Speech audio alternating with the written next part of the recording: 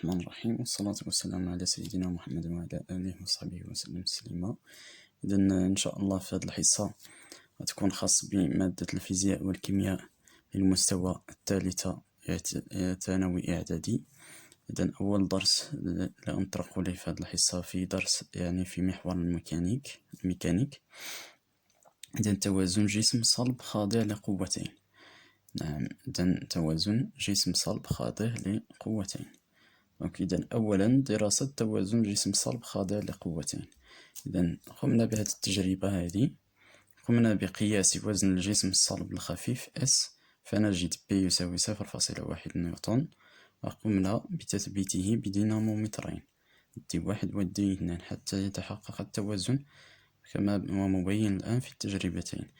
قمنا بربط الدينامومتر D1 في النقطة A من الجسم S، ثم بربط D2 في الدينامومتر D2 في النقطة B من الجسم S حتى تحقق التوازن. إذا أول شيء غنشوفو جرد القوى المطبقة على S. نعم، إذا كما كتلاحظوا هنا على S هناك قوتين، قوة ديال D1 وقوة ديال D2. إذا غنرمزو ب D1 ب F1، ثم غنرمزو للقوة ديال D2 F2. إذا تأثير الدينامومتر D1 على S، وكذلك تأثير DF، تأثير الدينامومتر D2 على S، الجسم S. جيد. ثم ثاني حاجة غنشوفو هي مميزات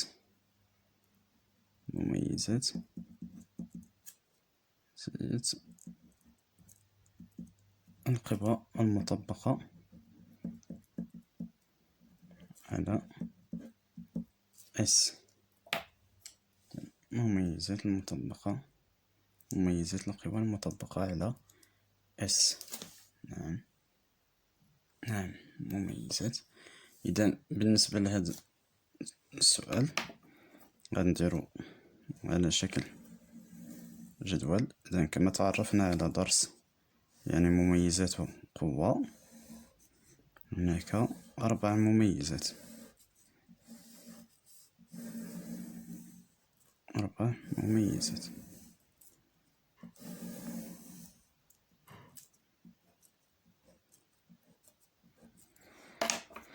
إذا هناك نقطة التأثير، خط التأثير، ثم المنحى، ثم الشدة. إذا القوة F1، قوة F2. إذا نقطة التأثير ل F1 ستكون هي تأثير الدينامومتر D1 هي في النقطة A. نعم، ونقطة التأثير ل F2 على S ستكون هي النقطة ماذا؟ هي النقطة B. نعم، ثم إذا خط التأثير هو هذا باش نفهمو. إذا خط التأثير هو هذا.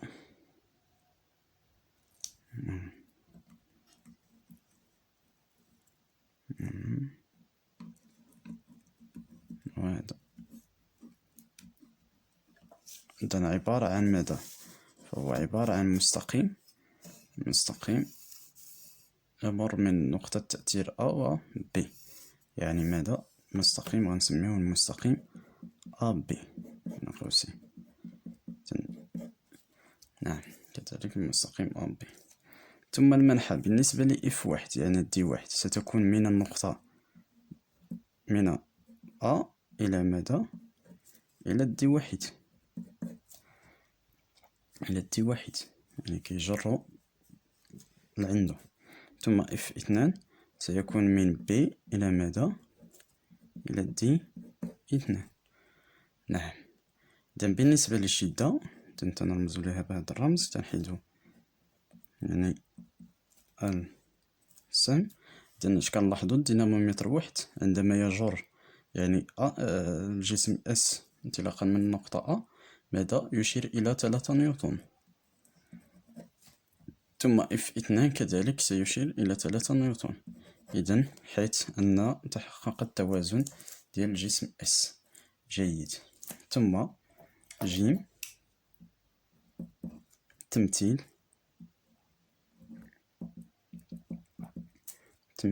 القوتين.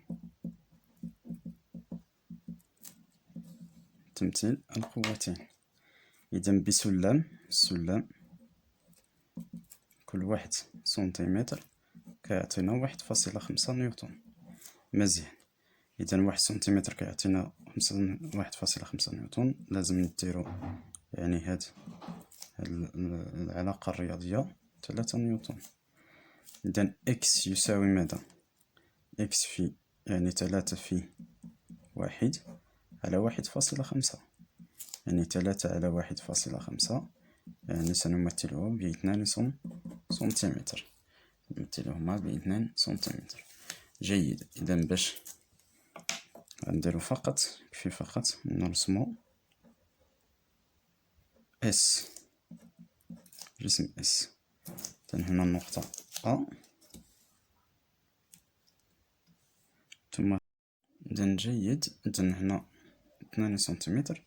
إذن كتاخدو يعني باش نرسمو اف واحد تنبداو من النقطة أ يعني 2 سنتيمتر، ثم نفس الشيء من بي 2 سنتيمتر. جيد. إذن كيستنتج. إذن اش كنلاحظو بالنسبة للقوتين اف واحد و اف جوج؟ غنجيو المميزات ديال القوة. عندنا في خط التأثير هما نفس المستقيم أ بي. مزيان، يعني نفس خط يوجدان في نفس خط مستقيم أ بي. ثم بالنسبة للمنحيان هذا من أ إلى دي واحد، والأخرى من بي إلى دي اثنان. من أ إلى دي واحد والأخرى من بي إلى دي اثنان. إذن اش كنلاحظو؟ هناك تعاكس، يعني تعاكس في المنحى. مزيان. ثم ماذا أيضا؟ بالنسبة للشدة، الشدة ديال دي واحد مع الشدة ديال اثنان نفس الشدة. جيد. إذن نفس الشدة. إذن هادو ماذا سيشكلان شروط أو شرط توازن جسم صلب خاضع لقوتين. إذن باش نديرو على شكل خلاصة يعني اللي كتهمنا خلاصة.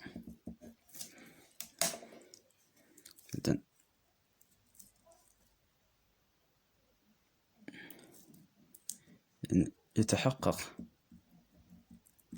توازن جسم صلب خاضع لقوتين، مثلا اف واحد و اف اثنان كمثال، فقط إذا كان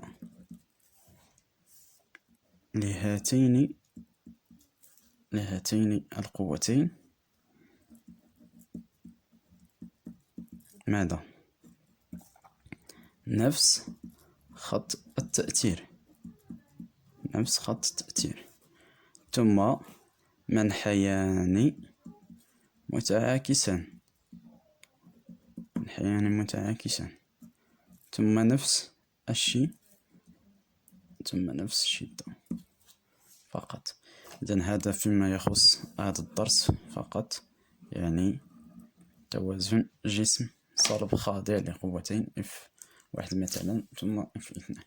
إذن هنا بالنسبة لسميتو نديرو تطبيقات باش نفهمو مزيان. تطبيقات، إذن أول شيء التطبيق الأول. نعم، إذن التطبيق الأول، إذن نعلق جسما S صلبا S بخيط كما هو مبين في الشكل جانبه. إذن لدينا الخيط، خيط شدته 4 نيوتن، ثم S، ثم هنا النقطة تسمى بنقطة ثقل الجسم S، نسميها بالG، سنراها فيما بعد. ثم هنا A، تماس بين S والخيط في النقطة A. إذن الجسم S خاضع لقوتين: تأثير الأرض وتأثير الخيط.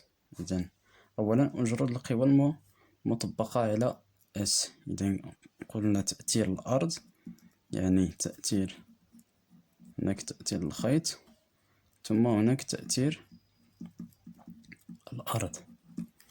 إذن الخيط غنسميوها T، نرمزو ليها بT، ثم القوة ديال الأرض هي P اللي غنسميوها فيما بعد في الوزن في الدرس المقبل. ثم ثانيا حدد مميزات كل قوة بملء الجدول التالي. إذا نقطة التأثير ديال P هي G، الخط التأثير سيكون ماذا؟ خط التأثير ديالها سيكون ماذا؟ هو المستقيم الذي يمر من A ويمر من G، يعني المستقيم AG. ثم المنحى، بالنسبة للمنحى من ماذا؟ من G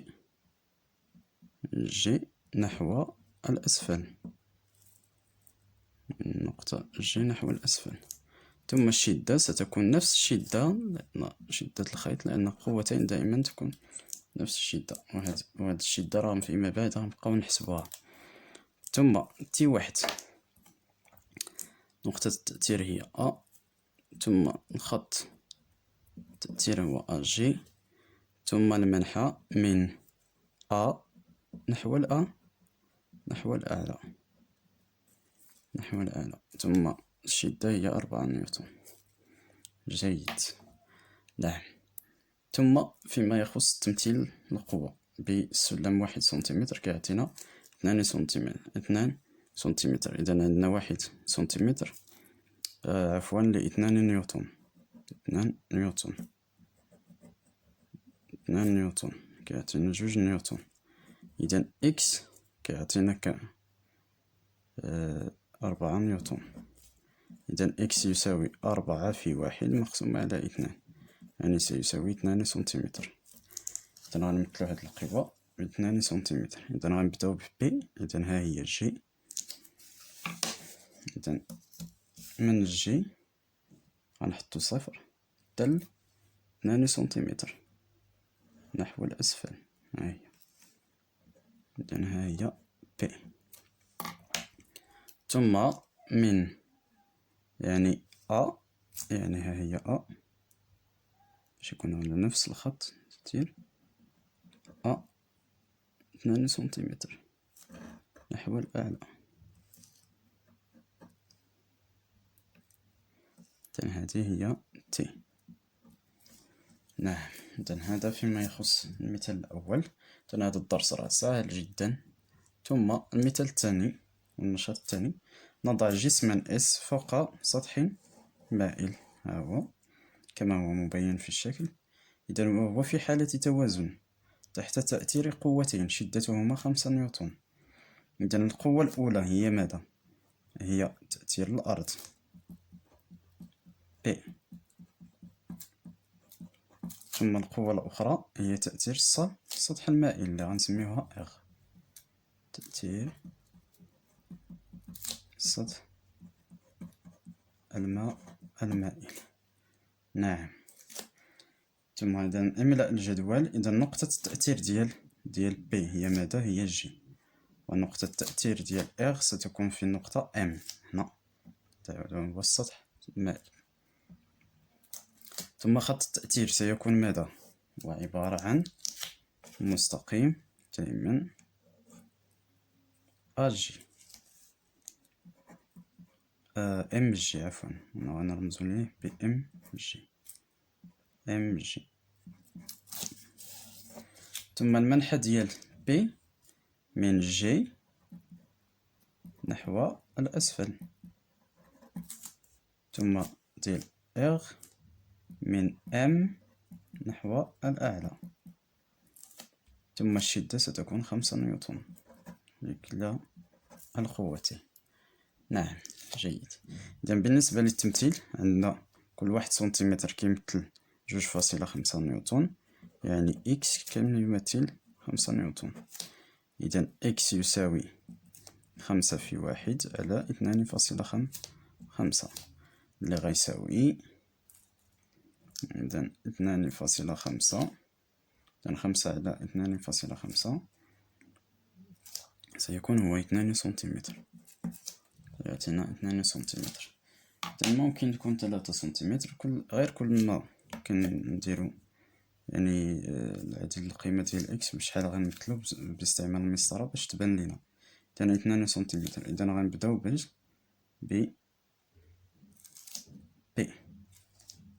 ها هي 2 سنتيمتر، حطنا 2 سنتيمتر. بي من جي تلاش تل تحت 2 سنتيمتر. ثم هنا بالنسبة لهاد بالنسبة لي إغ ستكون كذلك 2 سنتيمتر من إم، أنا دابا من إم 2 سنتيمتر